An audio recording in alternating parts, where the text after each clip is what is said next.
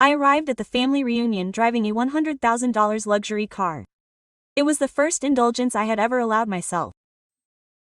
My mother watched, laughed, and commented, "Maybe it's time for you to give up your comfortable life." I just muttered under my breath, "Okay."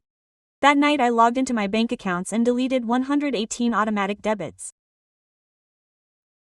The mortgage, car payments, school fees, gym memberships, private clubs, grocery shopping, even their pet insurance. By dawn, the comfort that everyone had considered a normal routine had completely disappeared. Everyone was sitting at the table, my little sister showing off her designer purse, my father talking about his early retirement, and my brother-in-law bragging about his self-made investments. But I knew exactly where every penny was coming from. For years, I had covered all the expenses. When my father got into debt, I used my savings to pay off his loan. When my sister got pregnant, I took on the rent. When my mother decided to open her flower shop, I put my signature on the loan. And every time they congratulated me on having such a great job, I was woefully unaware that I was the sole provider of this supposed family fortune. But something was wrong. Transformed that night, it wasn't rage, but profound exhaustion. That tiredness that empties your chest as if nothing else mattered anymore. I returned home and sat down in front of the computer. I reviewed the long list of automatic transfers, 118 in total, each linked to a family member, each with a story that I had agreed to carry on my shoulders. I began to cancel them one by one. I didn't shed tears, my hands didn't shake. I only felt a strange relief with each confirmation notification that arrived in my email. I understood the consequences. In a couple of days there would be no full pantry, no electricity in my parents' house, and no fuel for my sister's 3 cars. But for the first time that was no longer my responsibility. When the sun came up, the silence in my apartment felt different. No notifications, no calls, no simple morning greeting. I made myself a coffee and contemplated the reflection of my new vehicle from the balcony. Finally, something valuable and expensive was exclusively mine. At 8:30 the alarm went off. Mobile. It was my mother. I didn't answer. Then my sister called. I didn't answer either. In 10 minutes, I had accumulated 14 messages. The bank had frozen accounts. The insurance wasn't renewed. Something was wrong. I didn't answer until noon. I just sent, "Everything is fine. I'm no longer supporting him financially." The silence that followed was prolonged. At 5, my father called from the landline. His tone mixed irritation and confusion. He said he didn't understand my attitude, that in a family you have to help each other. I replied that I had been doing this for 10 years. That night, when I turned off the laptop, I felt something similar to fear, not for them, but for myself. I didn't know who I would be without the role of breadwinner. I had never existed for myself. As I got into bed, I understood that the real conflict would not be about money, but about what would happen when they discovered my identity without their dependence. The next day, I woke up to 37 missed calls. My mother left an audio recording saying that she didn't understand my behavior. My sister was more direct. She called me selfish. My father only sent a short text. "I thought you were a better person." I stared at the screen for a long time. I felt no remorse, just a strange emptiness, as if my essence had evaporated in a single night. I went for a drive with no destination in mind, not to show off the car, but to breathe in the fresh air. The city looked different. My mind no longer burdened with financial obligations. I passed cafes I had never frequented, boutiques I had never entered. In recent years, all I had done was work and transfer money. Enjoying life was not high on my list of priorities. In the middle of the afternoon, my close friend Rachel sent me a message asking if I was okay. I summarized the essentials without going into detail. She replied simply, "It was time," and suggested we go out to lunch. As I got dressed, I felt strange. I had expensive clothes, new shoes, a still hefty account, but I didn't know if I belonged anywhere real. At dinner, Rachel listened to me without interruption. I explained that I had deleted all the support, that my family was totally dependent on me and now they were furious. She shrugged and mentioned that she anticipated it, that I had become her financial parachute and that no one gives that up without a fight. Her words haunted me on the way back. She was right. That night, my mother showed up unannounced. I caught her on the intercom camera. She was at the door with a face I remembered from my childhood. A mix of disappointment and pleading. I didn't want to open the door, but she insisted, ringing the bell every 2 minutes. In the end, I gave in. She hugged me as if nothing had happened, but soon she started the usual thing, that my sister had children, that my father was in poor health, that she couldn't afford everything on her own. I listened to her quietly and for the first time I sensed an emotional barrier, not a physical one, as if we were speaking different languages. I told her that I wouldn't resume the payments, that they had to accept it. She looked at me as if I had uttered an insolence. She claimed that money had transformed me, that success had cooled me down. Hard. I didn't argue, I just asked him to leave. When I closed the door, I heard his furious knocks on the glass. I understood that the tranquility had ended. The following dawn, my superior summoned me to his office. I thought it was for pending work, but no.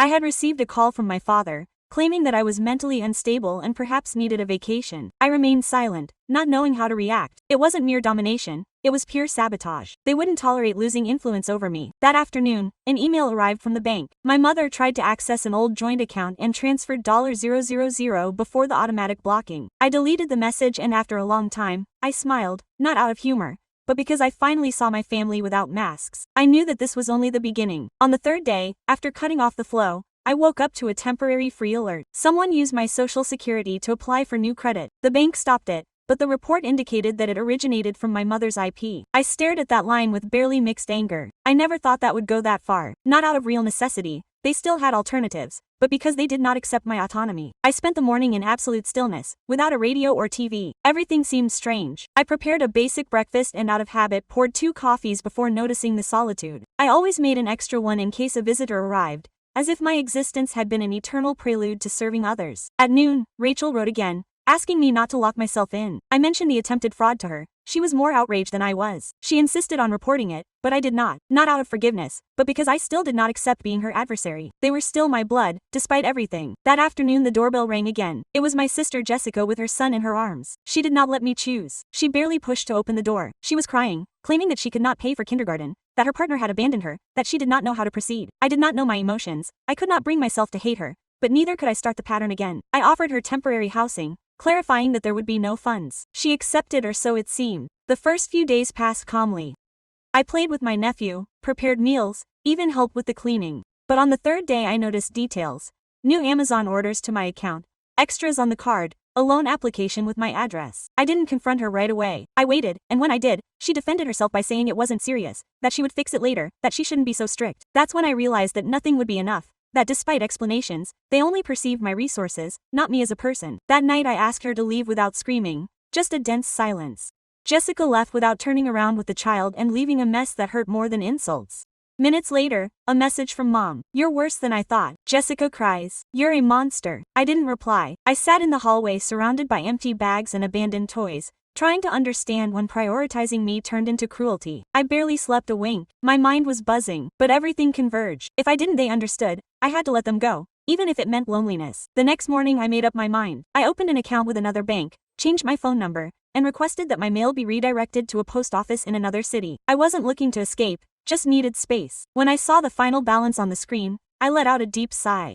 For the first time in a long time, every penny that appeared there belonged exclusively to me, with no pending fees, no mandatory transfers, no debts disguised under the pretext of family affection. However, that tranquility was short-lived. Barely 2 days later, a certified letter arrived at my door. It was a lawsuit. My mother formally accused me of unjustified financial neglect of relatives who supposedly depended on me. When I recognized the law firm's letterhead on the envelope, I thought it was a bad joke. I opened it cautiously, but my fingers began to tremble before I finished the first page. It wasn't a simple threat. It was a complete legal document with my full name, my exact address, and the unmistakable signature of my own mother.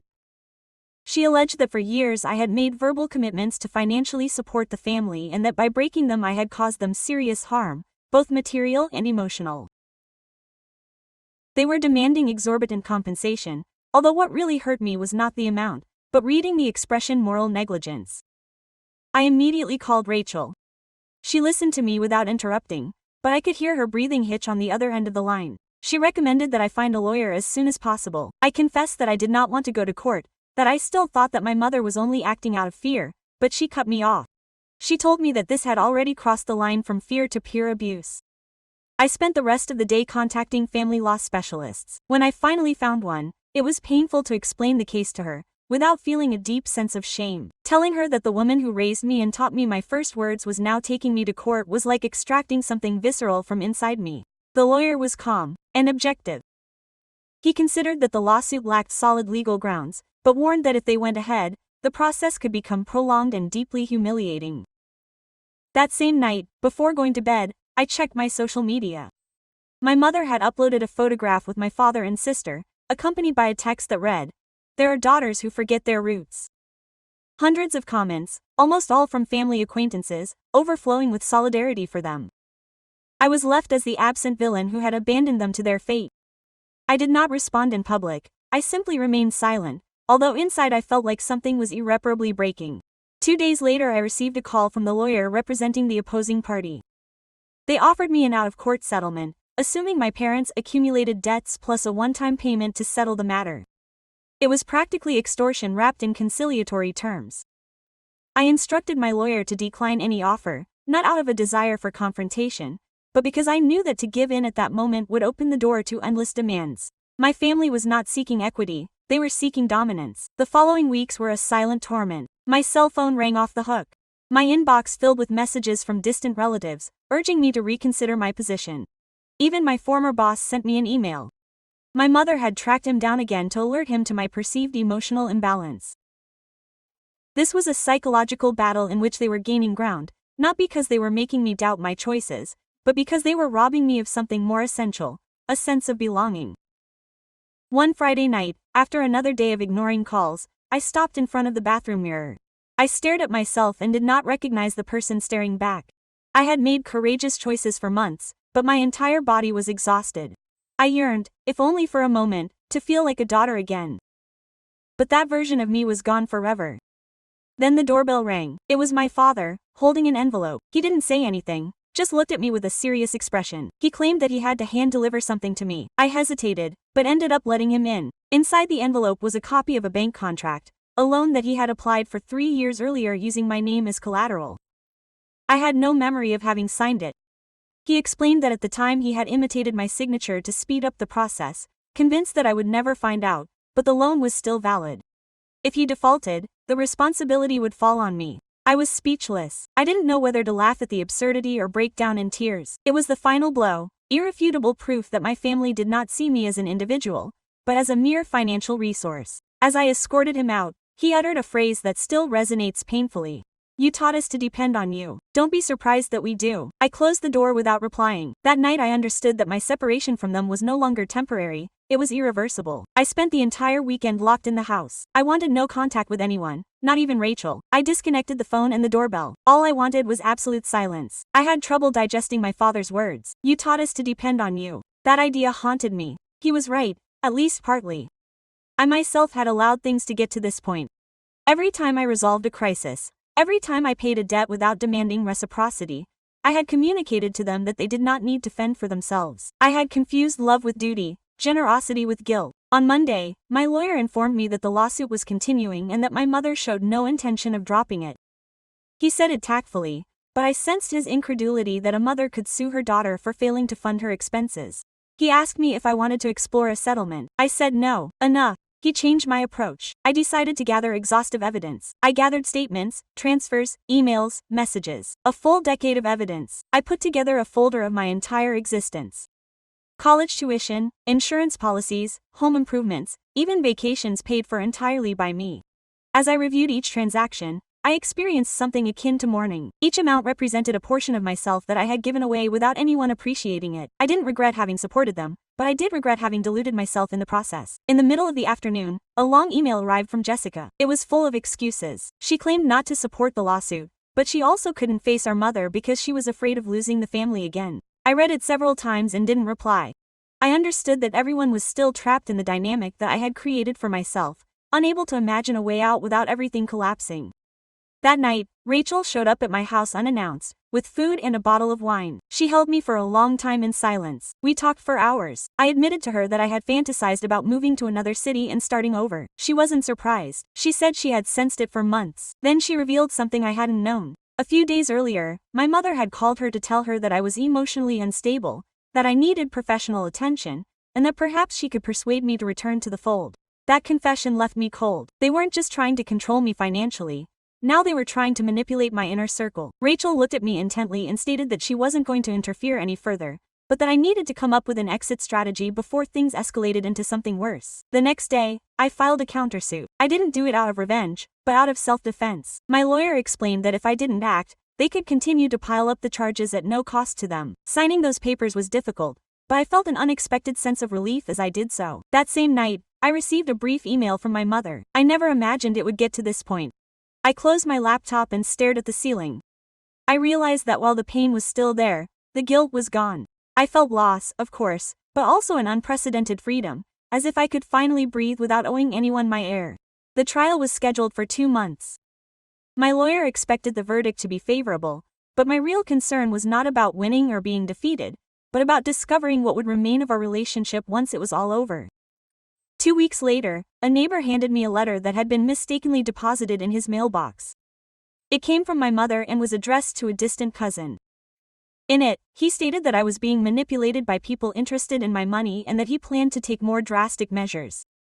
That last phrase alarmed me. I was not afraid of anything criminal, but of his well-known ability to distort stories and always portray himself as a victim. Rachel insisted that I spend a few days at her house. I accepted. I did not want to be alone while the situation simmered. I packed a light suitcase, locked the car, and looked at the building one last time. I sensed that I was leaving much more than a home. I was leaving behind a complete version of myself. I did not know that at the time, but that night, while I was sleeping on Rachel's couch, my mother had already contacted someone else, and that person was about to change everything drastically.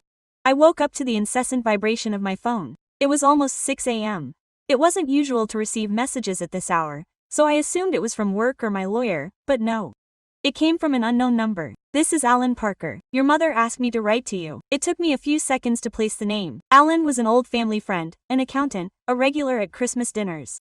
He had managed my father's accounts for years. I didn't understand why he was contacting me. The next message came immediately. "We need to talk. There are transactions registered in your name that could cause you serious problems if we don't clear them up." A shiver ran through me. I woke Rachel and showed her the screen. She advised me not to answer and to call my lawyer first. But my anxiety got the better of me. I texted Alan to find out what this meant. Quote, he replied in seconds. "Your parents used your personal information to open a joint account 6 months ago. They're transferring funds through it. If the IRS finds out, you could be implicated." I was overcome with sadness. It was impossible. I thought I had canceled all the joint accounts years ago. I asked him for evidence and shortly after he sent me a scan of a bank form. There was my fake signature on it, although it was imitated perfectly. It took me a while to process. My own relatives had forged my signature. I called the lawyer with a broken voice. He advised me to stay calm, not to act on impulse and to send him the file as soon as possible. He assured me that this changed everything. It was no longer a domestic conflict, but a crime of forgery. Rachel watched me silently the entire time. She didn't ask questions, she simply stayed by my side until my shaking stopped. After sending the documents, he held me in his arms and murmured, "You can't rescue them now.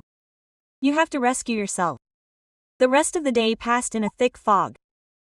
I don't remember eating or getting up from the couch.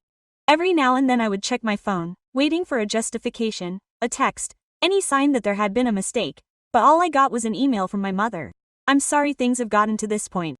We didn't mean to hurt you. If you had continued to support us, none of this would have been necessary." That sentence shattered me, not because of its harshness, but because of the chilling serenity with which it was worded. She considered it reasonable, unavoidable. That same night, my lawyer called me. He recommended that I file a formal complaint before they did. First, he explained that if the forgery was proven, the initial claim would lose validity, although the procedure would be lengthy and would probably destroy any chance of a family settlement. I replied that there was nothing left to destroy. The following days were a whirlwind of statements, signatures, certified copies. Rachel escorted me through every step. Sometimes we traveled in complete silence, with only soft music playing as the vehicle traveled through the city. In those silences I understood how exhausted I felt, not only physically, but from all the burden I had borne.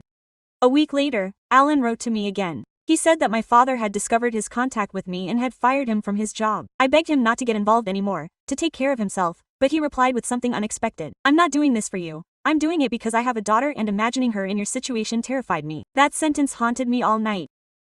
I reflected on how many times I had tried to understand my mother, to excuse my father, to always forgive Jessica with love, but boundless love turns into a prison and I had inhabited that prison for too long. The trial was approaching. My lawyer claimed the deception was obvious, though they might try to distort the facts. My mother had a knack for it. She could cry at just the right moment, remember only what made her a victim. Wield the word sacrifice like a sword. The day before the trial, I received a handwritten letter with no return address, but I recognized Jessica's handwriting. She said, "I know what they did. I can't say it openly, but I know it. Forgive me for not defending you sooner. If I speak, Mom will ruin me. I just wanted you to know that you're not delusional.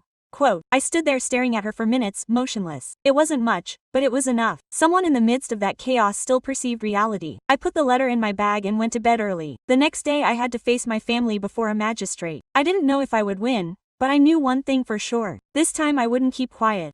The day of the trial dawned overcast, but I felt nothing, no fear, no anger, only a strange serenity, as if my body had chosen to shut down in order to resist. Rachel accompanied me to the entrance of the Palace of Justice. She barely spoke, just squeezed my hand and wished me courage. Inside, everything seemed smaller than expected. My mother sat in the front row next to my father. She was wearing a dress, black, the same as at the funerals. I understood instantly that it was part of their tactic, to project mourning, devotion, drama. Jessica was not there, nor was her husband. When she saw me enter, my mother avoided my gaze, but my father held it for a few moments. There was no rancor on his face, only something akin to disappointment, as if he still hoped to persuade me that it was all a mistake. The judge reviewed the documentation in silence. My lawyer presented the complaint for forgery, the financial transactions and Alan's testimony. Then, without looking at me, my mother stood up to speak. Her voice wavered at first, but soon regained firmness. She claimed that I had changed, that money had made me distant, that my refusal had led them to misery. She related it as if she were describing someone else's misfortune with pauses calculated to elicit pity. I remained mute. I knew that any intervention on my part could reinforce her version. I waited my turn. I did not make a statement. I only handed over a folder with the evidence, transfers, receipts, copies of emails, messages. 10 years of resignations written on paper, and at the end the form with my forged signature next to the expert opinion that proved it was not authentic. The silence in the courtroom was overwhelming. The judge looked at my mother. She did not respond. For the first time she seemed devoid of arguments. My lawyer spoke on my behalf. He explained that this was not a financial dispute, but an emotional one, that we were not seeking punishment, only to establish boundaries. The judge ruled quickly, declaring that my parents' lawsuit was unfounded and that the attempted fraud would be investigated separately, and ordered the case closed. When I left, my legs could barely hold me up. Rachel was waiting for me in the hallway. She hugged me so tightly that I felt something inside me break, but in a liberating way, as if I had been repressing too much. I thought that would be the end of it, but no. In the parking lot I saw my mother leaning against her car. I approached slowly, uncertain about what to do. Without speaking, she broke the ice. She said she didn't understand how I could embarrass her like that everything I had done had been out of love, that I had misinterpreted it. I replied that forging my signature was not love, that love is not measured in statements or money orders. She looked at me as if we spoke different languages. Then she said something that froze me. I don't know who manipulated you, but someday you'll need me again. I didn't respond. I got into my car and watched her drive off in the rearview mirror. That night, when I got home, I found the mailbox full of letters, including one with the bank's emblem. It was the official confirmation that all the joint accounts with my parents had been closed, with no outstanding debts, no shared access. I sank to the floor with the open envelope in my hands and took my first unburdened breath. I didn't experience victory, only a peculiar, almost delicate peace, as if I didn't know what to do with so much calm. The following days were slow. I had a hard time getting used to it. No vigilance. There were no calls, no demands, no arguments. Jessica sent me a quick text. I saw you on the news. I'm glad it's over. Take care. I didn't reply, but I kept the message. Rachel persuaded me to take a few days off. We went to the beach. I spent hours gazing at the ocean and thinking nothing of anything. For the first time I felt no remorse for enjoying something that was all mine. One afternoon, as we were walking on the sand, she asked me if I ever planned to reconcile with my family. I delayed answering. I told her I didn't know, that perhaps in time I could forgive, but that I wouldn't do the same thing again. When I returned, I found a small box with no return address outside the door. Inside was an old photograph. My mother, my father, Jessica, and me at a picnic. On the back, a note in my mother's handwriting. I hope you remember the happy times. I didn't cry. I just put the picture in a drawer and turned off the light. That night I slept soundly, not because everything was perfect, but because finally, I no longer owed anyone anything. The days after the trial were strange, without great feelings, just a kind of dense silence that I couldn't tell if it was relief or emptiness. Everything was in order, the accounts, the job, the papers, and yet I had a hard time accepting that another shock wouldn't come. For years I had lived in anticipation of the next lawsuit, the next family emergency. And now that it was gone, my body continued to be on high alert. Every vibration of the phone quickened my pulse, even if it was just a work email or a trivial alert. One night, as I was making dinner, the landline rang. I hadn't seen that number in months, the one to my parents' house. I hesitated, but finally answered. It was my father. His voice sounded older, more exhausted. He said he needed to see me, that Mom was sick. For a moment I felt like the air left me. I asked what was wrong. He replied that the doctor had detected something serious and that she didn't want to tell me. I tried to probe further, but his voice broke. He begged me to just be a moment. Rachel watched me from the table as I hung up the phone. I didn't need to say anything. I knew and understood exactly what was going on. I told her what my father had told me, and she begged me to be patient, to check everything before I acted. However, I couldn't ignore the possibility that my mother really was sick. No matter how much pain she had caused me, she was still my mother. I couldn't sleep that night. At 6 a.m. I got in the car and drove to her house. I hadn't been there since I stopped her financial aid.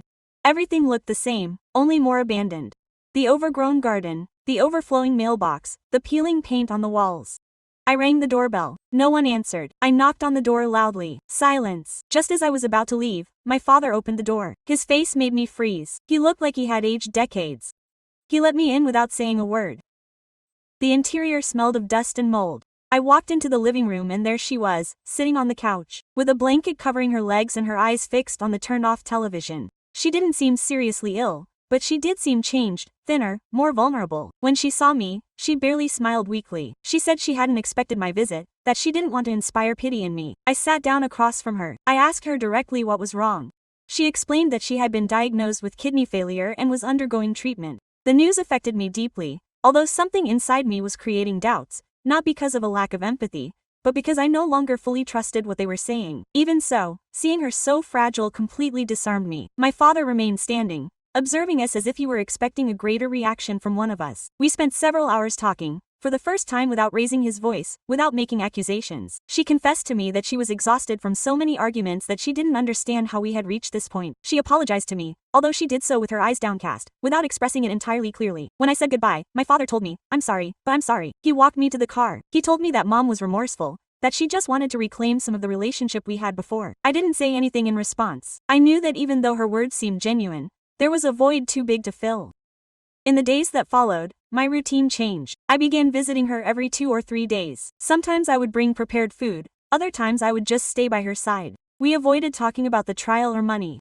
We limited ourselves to everyday topics, the weather, TV shows, recipes. Everything seemed to calm down, but something didn't add up. One day, while looking for a glass in the kitchen, I found an open envelope with the letterhead of an unknown hospital. I opened it impulsively and discovered that it was not a bill for dialysis, but for a psychiatric consultation. The patient's name was my mother's.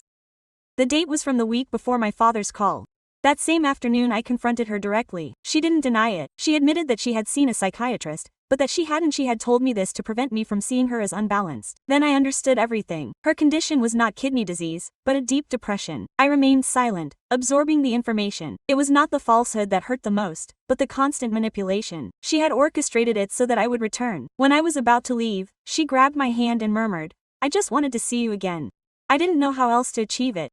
I drove back in complete silence, my eyes fixed on the road. Inside me boiled a mixture of fury, sorrow and a pity that disconcerted me. It was true. Her way of loving me had always been clumsy, harmful, but also desperate. When I got home, Rachel was waiting for me in the living room. I told her absolutely everything. She didn't reproach me, nor did she say, "I warned you." She just hugged me tightly. She told me that some wounds don't heal with distance, but with acceptance. That night I wrote a letter. It wasn't a full reconciliation or resentment, just a way of closing a chapter. I told my mother that I forgave her but that I couldn't continue supporting her financially, that I loved her, albeit from a distance, and that I hoped that one day she would understand that my distancing wasn't abandonment, but a need for survival. I dropped it in her mailbox the next day, without knocking. A week later, I found her reply slipped under my door. It was her handwriting, a little shaky. For the first time, I felt like she had truly listened to me. "Take care, daughter." I didn't cry. I smiled. 2 months had passed since that final letter. Everything finally seemed stable. My job was going well. Rachel had resumed her own life and I had started therapy. Not because of depression, but because I needed to discover who I was beyond the role of rescuer daughter. I learned truths that I had previously denied myself. That love does not excuse destruction, that setting boundaries is not selfishness, and above all that loneliness is sometimes not a punishment, but a necessary relief. One Tuesday, at after work, I got a text from Jessica. We hadn't been in touch since the trial. It simply said, "I need to see you. It's urgent." Quote, I hesitated for a few minutes, but I accepted. We met at a small, secluded coffee shop. When I saw her enter, I noticed that something about her had changed. She no longer displayed her usual feigned confidence. She sat across from me, without makeup, with deep dark circles under her eyes. She told me that Mom was getting better, that the treatment was working, but that her relationship with Dad was very strained. Then she lowered her voice and revealed something unexpected. Dad was trying to sell the house behind Mom's back. He planned to move in with a woman he'd been in contact with for months. Everything was in his name, so he could legally do it. For a moment I didn't know what to say. Jessica looked at me with a mixture of guilt and relief. She explained that she had known for weeks, but she didn't dare tell Mom, nor did she know if she should. She asked me for guidance, and for the first time I didn't feel the burden of having to sort it all out. I replied that I couldn't decide for her, that I had to act on my own judgment. She lowered her voice and confessed that she was exhausted from living with deception. We said goodbye with an awkward but honest hug. As I left the cafe, I realized something that left me reflecting. For the first time, Jessica had spoken to me without demanding anything. She just needed to be heard. That night, while I was making dinner, my mother called me. Her voice was calm, almost gentle. She told me that she had received an unexpected visitor. Jessica had revealed everything about Dad to her. She was devastated, but surprisingly, she wasn't crying. She said that now she understood what I had felt for years, that combination of betrayal and exhaustion. She asked me not to intervene, that this time I wanted to face it alone. I was silent for a few seconds, then I told her that I truly trusted her for the first time. In the following weeks, I noticed a subtle change. My mother sent me brief, non-reproachful messages, saying that she was cooking, that she had resumed her gardening group, that she was walking every morning. She didn't respond to all of them, but she read them. And somehow that was enough until one day I received a call from an unknown number. It was Alan, the accountant. He informed me that the loan was in my father's name. It had been paid off in full. My mother had paid for it by selling some of her belongings. She doesn't want to owe anyone anything, she said. That sentence paralyzed me. It was exactly what I had felt months before. Maybe in some way we were both learning the same lesson, each at her own pace. That weekend I decided to visit her without warning. When I opened the door I found her in the garden watering the plants. She smiled when she saw me. She didn't say anything, just offered me a cup of coffee. We sat in silence watching the sunset on the lawn. After a while, she explained to me that she had transferred the house to her name, that she had changed her will and that she didn't want me to worry about anything anymore. Whatever comes after that, let it be your decision, not your obligation. I didn't know what to say. I felt a strange peace between sadness and liberation. Before leaving she stopped me and added, I was never a good mother, but I try to be a better person, and if that gives you some peace of mind, it will have been worth it. I hugged her. It wasn't an outright apology, but it was real closure. On my way back, Rachel called me to see how it had gone. I told her everything and she smiled on the other end of the phone.